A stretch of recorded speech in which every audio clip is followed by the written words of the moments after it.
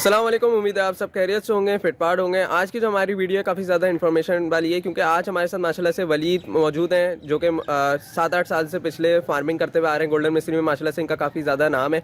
तो उसके हवाले से मैं पूछते चलूँ कि वलीद, सबसे पहले आप मुझे ये बताएँ कि गोल्डन मिस्त्री में हम जो काम कर रहे होते हैं उसमें क्या क्या मुश्किलात आती हैं, हम चीज़ें जो हैं कहाँ सेल कर सकते हैं, वो सब आप मुझे जो है इस वीडियो के अंदर बताएँ।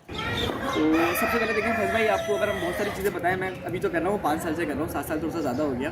और अभी जो इश्यूज़ फेस कर रहे हैं मैंने 4-5 साल के अंदर, वो इंशाल्लाह इस 8 मिनट की वीडियो के अंदर आपको समझ में आ जाएंगे।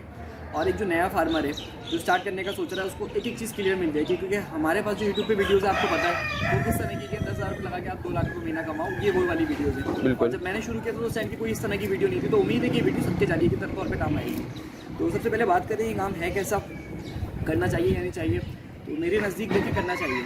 अगर आपके पास फ़िलहाल कोई काम नहीं है और आपको इंटरेस्ट है फार्मिंग का, तो ये इंशाल्लाह एक अच्छी सी माकूल सी इनकम आपको निकाल के देगा इस काम के अंदर से। किस तरीके से देगा इंशाल्लाह वो हम डिस्कस कर लेंगे। अच्छा वलीद भाई, मुझे सबसे पहले ये मुझे बताएं आपके इसके लिए जगह कितनी स्पेस रिक्वायर्ड है। देखिए स्पेस वगैरह की अगर हम बात करें ना, अगर आपके पास लेस इन्वेस्टमेंट है और आपके पास एक घर में एक छोटा सा खाली रूम पड़ा हुआ है, सपोज़ कर लेते हैं हम 17x17 का या 15x15 का, तो इसके अंदर आप तकरीबन समझते हैं ये 225 स्क्वायर फीट बनेगा।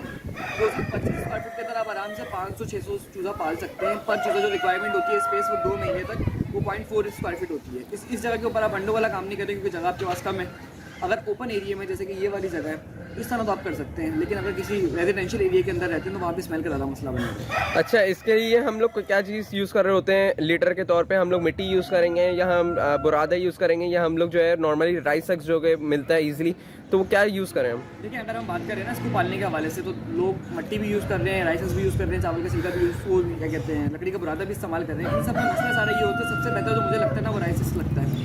मिट्टी को चेंज करना थोड़ा मुश्किल काम है, बहुत भारी हो जाती है, वैसे इतनी भारी होती है, वो गर्मी के बाद और भारी हो जाती है। और उसके अलावा जो हमारे पास चीज़ होती है, क्या कहते हैं उसको, लकड़ी चावल का उसका लकड़ी का बुरादा, उसमें एक इसकी अपनी खुशबू बहुत ज़्यादा होती है। तो जब इसकी अमोनिया मिलती है तो वो एक और ख़तरनाक किस्म का इफेक्ट होता है, जिससे सांस का मसला आने का डर होता है। तो राइसेस थोड़ा सा महंगा पड़ता है, लेकिन ये है कि आप उसको चेंज भी करना आसान है, वो उसकी अवेलेबिलिटी भी थोड़ी ज़्यादा है, तो वो ज़्यादा बेहतर रहता है।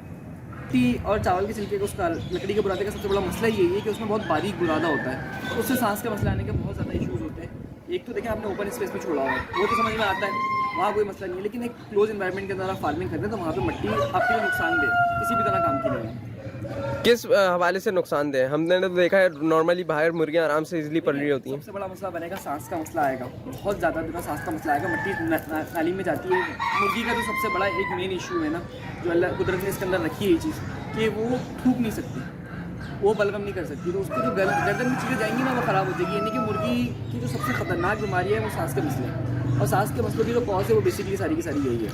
अच्छा, आपने मुझे बताया राइस सक्स यूज़ करना चाहिए, लेकिन राइस सक्स ऐसा तो नहीं कहीं महंगा हो? नहीं, कोई इतना ज़्यादा महंगा नहीं, 200-300 रुपये का हो जाता है। अच्छा ये बात तो हमने सारी कर दी कि किस तरीके से हम इसको चीज़ें रख सकते हैं। अगर अब हम बात करें ना कि अगर कोई नॉर्मल सा फार्मर सोच रहा है ये काम करने का, तो उसको किस तरीके से करना चाहिए और किस तरीके से वो इस काम को करे, तो देखें सबसे पहले अगर आपके पास एक छोटी सी इन्वेस्टमेंट है, छोटी सी इन्वेस्टमेंट से मुराद मैं कहता हूँ कि आपके पास 2 लाख से लेकर 10 लाख रुपये हैं। अब लोग समझ लोगे 10 लाख रुपये छोटी इन्वेस्टमेंट नहीं होती, तो देखें इस काम के हवाले से कितने ही हैं और आप सोच रहे हैं कोई काम करने का फार्मिंग के अंदर, तो मेरी रिकमेंडेशन है कि आप गोल्डन मिस्त्री स्टार्ट लें। ब्रॉयलर और लेयर की तरफ हरगिज़ ना जाएं। उसकी वजह बड़ी सिंपल है, उसमें मार्जिन बहुत ज़्यादा लो है। यानी कि आपको मैं एक मिसाल देता हूँ, फॉर एग्जांपल आपका अंडा तैयार हो गया लेयर का, ठीक है ना, आपने उसको सेल करना है। अब सेल करने का जो सबसे बड़ा मसला बनता है ना, वो ये बनेगा कि उस पर मार्जिन आपका 1 रुपया है। आप ज़्यादा से ज़्यादा 2 रुपये कमा लेंगे बेकरी वाले को देके, चले मैं कहता हूँ 3 रुपये कमा लेंगे, आप इससे ऊपर नहीं कमा सकते, सीधी सी बात है। क्योंकि आपके अलावा मार्केट में 10 लोग और बैठे हुए हैं। लेकिन मिस्त्री का जो सबसे बड़ा एडवांटेज आपको मिलता है ना, वो ये मिलता है कि आप उसको 5 रुपये 8 रुपये के मार्जिन पे बेच सकते हैं, और आपके पास इतना ज़्यादा प्रोडक्शन तो है नहीं।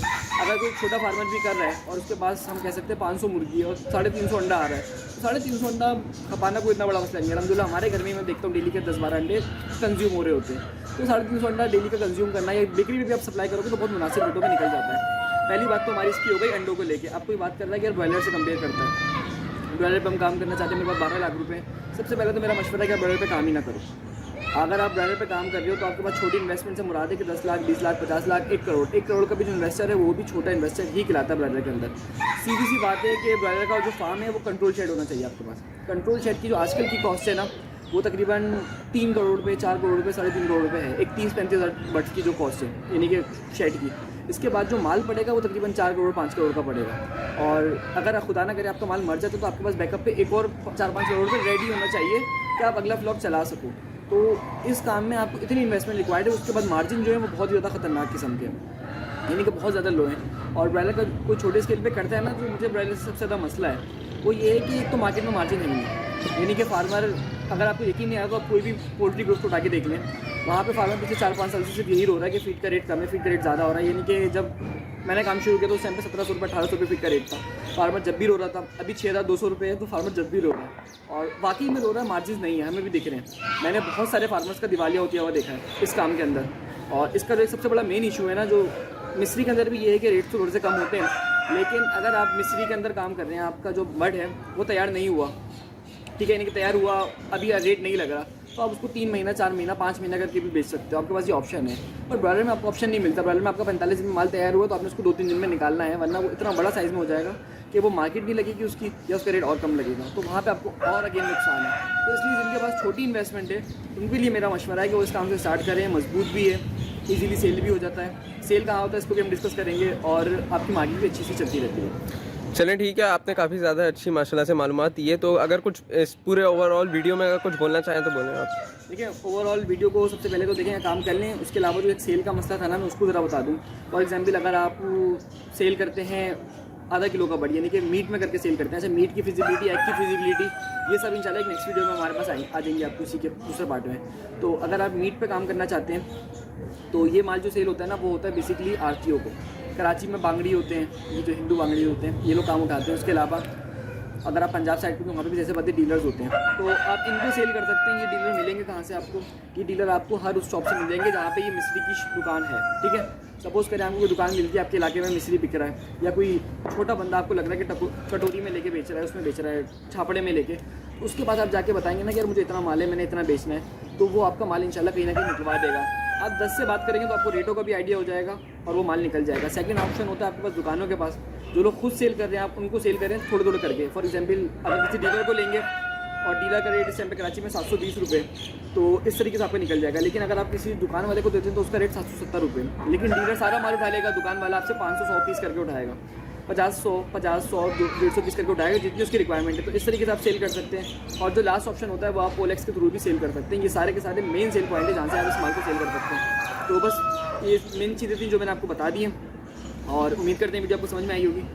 अगर वीडियो अच्छी लगी तो आप चैनल को लाइक ज़रूर करेगा, और अगर आप हमसे प्रोफेशनल फार्मिंग वाकई में सीखना चाहते हैं तो हमसे कांटेक्ट कर लें। इंशाल्लाह नंबर आपको हमारा डिस्क्रिप्शन में मिल जाएगा, स्क्रीन पे मिल जाएगा, और फेसबुक हमारी आईडी जो है वो आपको दोनों को स्क्रीन पे मिल जाएगी, फैज़ल मेरी।